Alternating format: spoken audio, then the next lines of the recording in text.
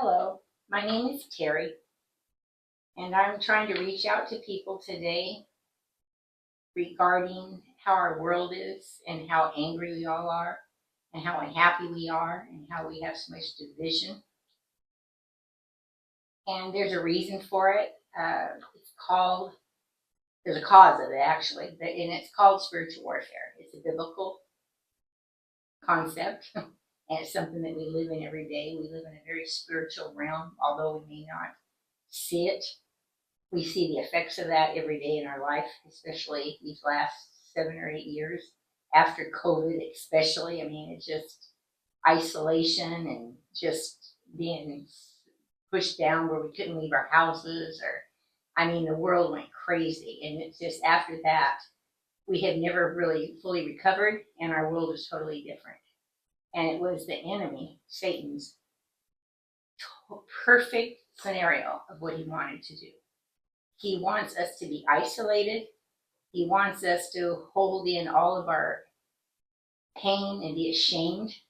He wants us to not talk to people, because through talking with people, you have a fellowship and you become friends, and you can start realizing that things aren't the way they should be, and that you're not the only one that's thinking like this, and you're walking around with all this pain and sorrow and anger and not trusting people.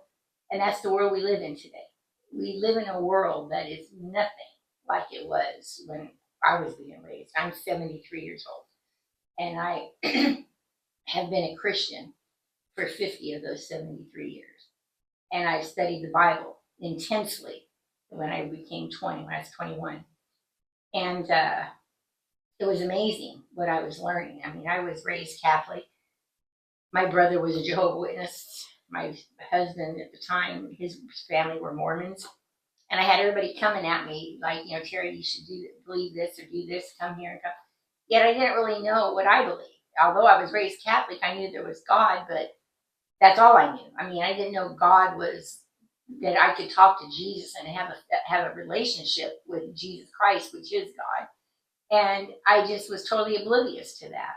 I was raised at a time that my mother was really one of the first single women to have to raise a family. I mean, in the early 60s.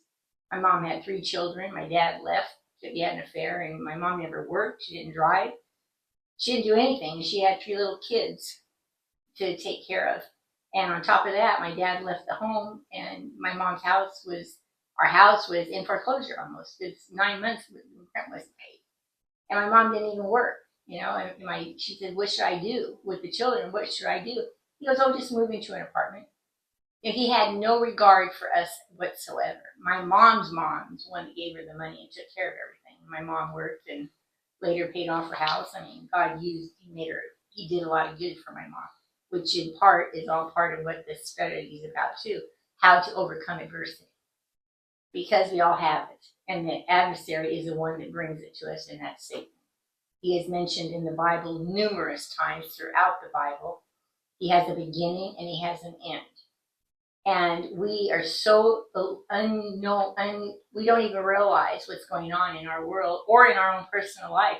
We just chalk it up to, well, I made another mistake, or I'm a victim here, and this is why this keeps happening to me. And we make excuses. We get complacent in things, when in the reality, it's the enemy. He's trying to destroy us. And the Bible in John, it's in the New Testament, the book of John, he writes, and Jesus said in John 10:10, the thief comes only to kill and to steal and to destroy. I come that they may have life and have it more abundantly. You can see the contrast right there. The enemy is out to destroy us. Jesus is here to make us get well. On top of that, in Ephesians, Paul, the apostle, he wrote in Ephesians 6:12, for our struggle is not against flesh and blood, against the rulers, against the powers, and against the world forces of darkness, against the spiritual forces of wickedness in the heavenly places. That's where the battle starts. It's up in the heavenlies. And it's Satan and his demons tried to stop what Jesus is trying and God's trying to bring into our life. And then in Ephesians also, in 6:10, it says, finally be strong in the Lord and in the strength of his might. Put on the full armor of God so that you will be able to stand firm from the schemes of the devil. So here we are shown that we have an enemy. How we fight it is not through people, although his spirit is through people, just like God's spirit is through people. And Ephesians is also telling us that there is a battle. There's battle fatigues that we can put on to fight the battle that's out in the world to destroy us. Satan wants us to not see him. He wants to be unknown, and he's done that quite well. We have movies and shows on TV. We have The Exorcist when it first started coming out. We have Buffy the vampire. We have all kinds of shows now about evil versus good. Spiritual darkness, and that's what it is. It's spiritual darkness. And the light is Jesus, and he's what brings us into being able to expose what the enemy is trying to do, because he does not want to be exposed. That's what this entire study that I'm going to try to do is, exposing him as well as how we can fight and have victory over what he's done to us. My life has been one of turbulence. When people say they have a bad day, I had 3 decades back to back of just ups and downs. That it's a miracle that I'm sitting here talking to you right now, because I shouldn't be here. I've even had people tell me, Terry, why don't you just give up? Quit trying to move up forward. And had I done that, which I would have personally done that, but the Lord in me, because I had known the Lord for so many years, like I said, I'm 73. I started reading the Bible when I was in my 20s, early 20s. So 50 some years I have been a Christian. And through those 50 some years, I have had nothing but problems on top of problems on top of problems. Is it my fault? Probably a lot of it. I made wrong choices. But the providence of God and his love for us, he's taken, just like in Romans 8:28, it says, God will work all things together for good to those who are called according to his purpose. Because I was his child, and he did love me. And did I make mistakes? Oh, you bet I made mistakes. Do I still make mistakes? Oh, yes, I still do. We never going to walk in this world be perfect. But we have protection with God. And when we do have things happen to us, even if there's not all the time it's your fault. Sometimes things just happen in life, and the rug gets pulled out from underneath you, and you think, oh my God, what am I going to do? It is in those times that you draw off of your faith. That's what makes our faith grow. That's what makes us become strong. And that's what gives us perseverance to keep going. And we have to realize that we have an enemy. And the enemy is Satan. And in the Bible, in John 10:10, Jesus himself said, the thief comes only to kill, to steal, and to destroy. I have come to give you life and to give it to you more abundantly. So there is that there. And then it says our struggle is not against flesh and blood, because it's not against people, but it's against the rulers and against the powers. It's against the world forces of this darkness, against the spiritual forces of wickedness that fights up in the heavenlies. Daniel, if you ever read the Bible, if you know the Bible, Daniel was a younger kid, and he became very well known in the Babylonian time because the king Nebuchadnezzar had him come, and Daniel was praying for God to answer his prayer, and it took 21 days before the answer to his prayer could even come down. And when it did come down, Michael the archangel told him, he goes, there was a battle. And the battle was the enemy kept me from coming down to you. It took 21 days, and that was the archangel fighting against Satan. There is a major battle going on for our lives. And the enemy in our world today, and this is why it's so imperative for me in this time right now, I have been called to do this for many, many years. I have studied warfare for 25 years of the 50 that I've been a Christian, because my life was so turbulent. And I needed to find answers. I was going through a 4th divorce. I was so broken. Words can't even begin to describe how I felt inside. I'm sure somebody out there listening to me will know. I just felt like the biggest loser in life. I had no self-esteem. I had no self-confidence. I knew that people talked about me.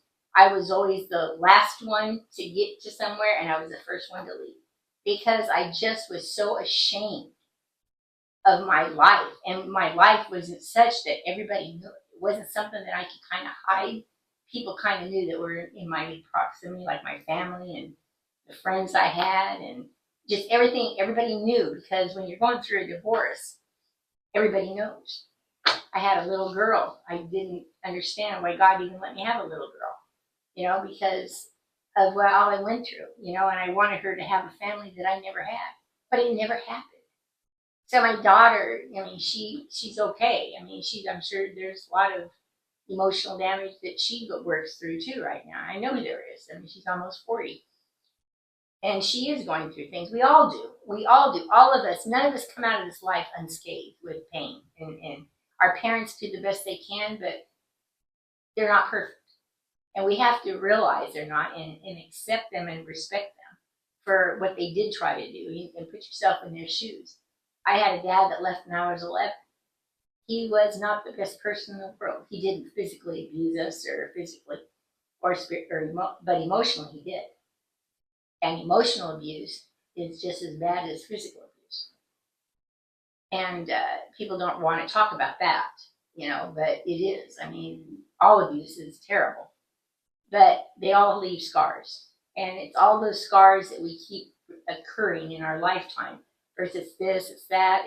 Then it becomes our friends and our husbands or our children. We all get betrayed. We all get hurt.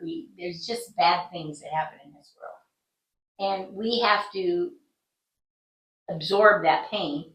But then we got to figure out what to do with that pain. And there's where this study comes in to really help to start to fix the wounds that we are carrying around. And some of us, as old as we get older, we have more wounds. I always had an analogy when I used to do Bible studies. If we were cars on like an automobile, and our bruising, our hurts of our life, and the things we had to encounter were dents in the car that we were, what would we look like if we were a car? There would not be one perfect car on the road. We would all have, some would be so damaged like I was that I should have been in the wrecking yard and put in a little compactor and just thrown in the trash. But God can heal that and he can help. Does it all go away? No. But we can learn how to deal with it and not be angry anymore and help and have empathy and compassion for people that we have lost in this world. After COVID, the isolation, Satan is in his prime. He is happy because that is the ultimate goal, is to keep us isolated, angry at each other, division. That's what he does. That is what Satan's mode of operation is. Jesus' mode of operation is love, kindness, helping each other. Just the total opposite of what Satan tries to do. Satan tries to destroy, Jesus tries to restore. And it even says in Joel 25, God will restore the years the locusts ate, which locusts are in a symbol of evilness. What's taken away from us through locusts, how they eat fields up, God will restore those years to us. Does it happen overnight? No. Does it happen in whole? Probably not. But he will restore it. He takes away the pain. It's just like a scar. When we get hurt, we have a big scar and everybody can see we were hurt. Little by little, those scars start to diminish and they go away, but they're always a scar. And when we look at it, it reminds us of what happened, but the pain's not there anymore. And that's something that we have to realize. There's a process to everything. And the process, is taking time to do the work and to start to really want to get well and know that there is. Have the hope in your heart that you can, and you can. I know I am a living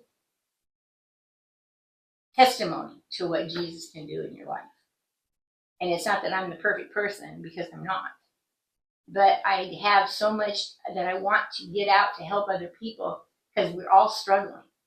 And in this time of life that we're in right now, the world is struggling. And it's because of this spiritual battle. It's called spiritual warfare. And we need to rein it in. And I was put on my heart years ago to do this, not maybe at this format or at this level, but I've always known, and I've worked with people in the House of Hope. I was there for 12 years, working with people in shelter that was a women's shelter for a 2-year program for them that had a terrible life, getting off of drugs or homelessness, whatever the situation was, get their children back and learn about the Bible. This is what we did studies. I did it for 12 years, and I saw some major changes in people. But it's a process and it's a lot of work. You have to want to do it. You have to, first and foremost, you have to accept the fact that you're damaged. You have to let your pride go and say, you know what, I have got all these struggles, and I do feel sad, and I do fight depression, and I do have an addiction. I do this. So sometimes people take drugs, sometimes people take a drink, sometimes people overeat, sometimes people shop. But no matter what you do to soothe that or heal or try to make that pain go away, it's always there when you stop. Because you have to get to the root of it, and you have to work at it, and you have to forgive people. And you have to not let yourself be a target all the time to have the enemy keep barraging you and making you feel terrible. Just like I heard there was a pastor on TV years and years and years ago. I really didn't even have the impact of what he said, but it really stuck. And it says, if you know there's a dog on the other side of the door, how many times are you going to open the door and let the dog bite you? And that is something that has really stuck with me for many, many years, probably 40 years. But it was a real picture to me. I'm very visual anyway. But it was a picture like, how many times are you going to open the door and let it keep biting you? Well, that's like people. When people keep hurting you, how many times are you going to let them keep hurting you? We have to come to a point where we have to stand up in faith and in strength and in courage to say, I don't deserve this anymore. And I'm not going to allow this anymore. And that's a hard stance to take, because sometimes we're so familiar with that and we're so used to that, we've actually lost, like myself. I lost myself that I didn't even think I could exist without somebody in my life. And there is where my problem lied. And that's where this enemy used me in my relationships. I always felt that to be whole, I had to be married. I had to have a spouse. Well, that was great. I didn't have bad marriage. I'm not going to say they all were bad, but they all ended bad. The damage was damage. I mean, it was hurt on top of hurt on top of hurt, and failure on top of failure. Like, what kind of a loser are you that you can't stay married? And that starts to play in your psyche, and then you're just like, you have this light blinking on back. Oh, come near this person you can really take advantage of, and she'll try to help you, and then you can get her. That's what happens, and it's sad. And one day I was so damaged, I was going through my 4th divorce, that I went to a Christian bookstore. I had walked away from God for 4 years. From my 3rd marriage to going into my 4th marriage, I walked away from God, and oh my, that was the biggest mistake of my life, because my 4th marriage, I lost everything. I mean, financially, I mean, emotionally, I mean, words can't even express. So God let me go. But, at the cost of what?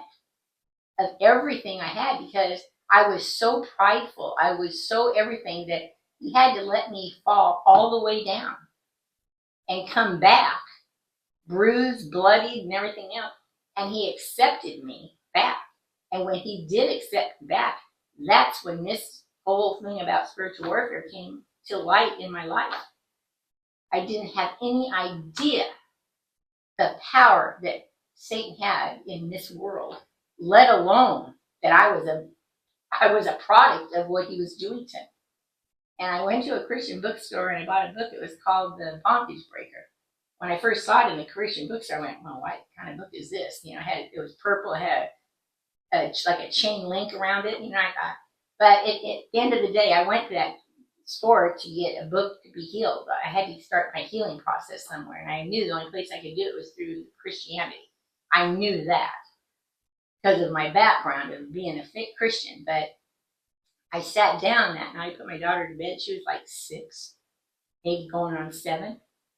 And I started reading, and I got to about the third chapter, and oh my gosh, I just started bawling. I thought, oh, and I had stopped reading, and I couldn't stop crying. And I couldn't understand what is making me cry so much. And it dawned on me that this is what my life was about. It was about the enemy destroying my emotions. I couldn't even believe it after 20 years of studying the Bible. And here I am sitting on my couch in my own house, realizing that the enemy was destroying me. He had. And I was shocked. I couldn't get past.